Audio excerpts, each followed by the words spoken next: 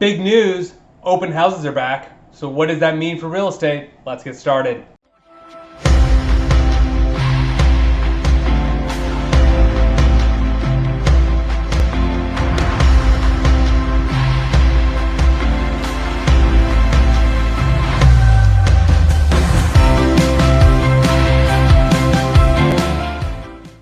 Okay, so now we can do open houses. We haven't been able to do them for the last year and a half, right? Because of COVID, but people had the vaccine, people have gotten their shots, people are feeling better, people are feeling more confident being around other people. Now we have to come up with some other excuse to be socially awkward or any other excuse not to even show up to places.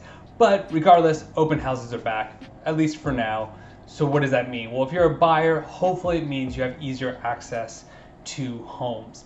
There are times when homes are sold before you even get a chance to see them. It makes it extremely difficult to see some of these properties.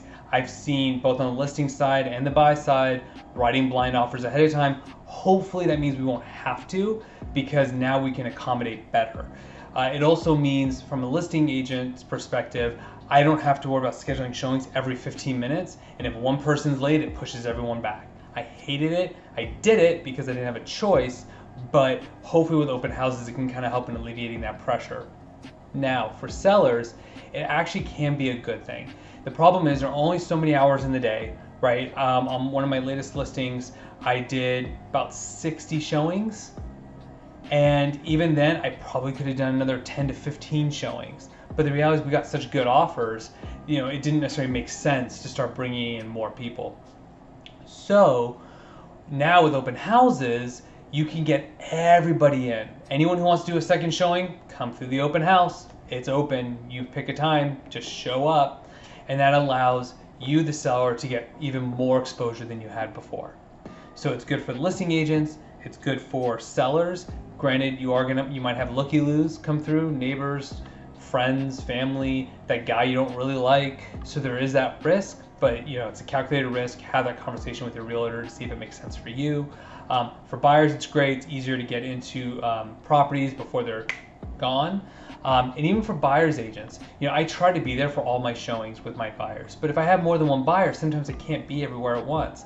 If you look at some of my videos on Instagram, there's actually a video of me and my wife. My wife's driving, literally driving, while I'm typing up offers, because we're going from place to place to place to meet up with different clients. Now, if the buyer feels comfortable with it, I can say, look, here's a checklist, here's some things to look at the roof, look at the plumbing, look at the sewer, or more like trees, can't really see underground. Go ahead and check it out on your own, let me know what you think of it. And that allows me as the buyer's agent to be able to spread out a little bit more and get my clients into properties. The other thing to keep in mind, if for some reason you really want your agent to be there, maybe do a virtual tour. I'm starting to do that more and more with my buyers. For example, I have a client who wants to see properties over the weekend, but I said, hey, are you open to virtual tours? And she's like, yes. And that's why my clients are awesome. So it allows me to keep my weekend open, and I'm still fulfilling my obligation by showing her properties. So I'd love to get your thoughts. Are you happy about open houses? Are you not happy? Did you like the way things were? Comment below.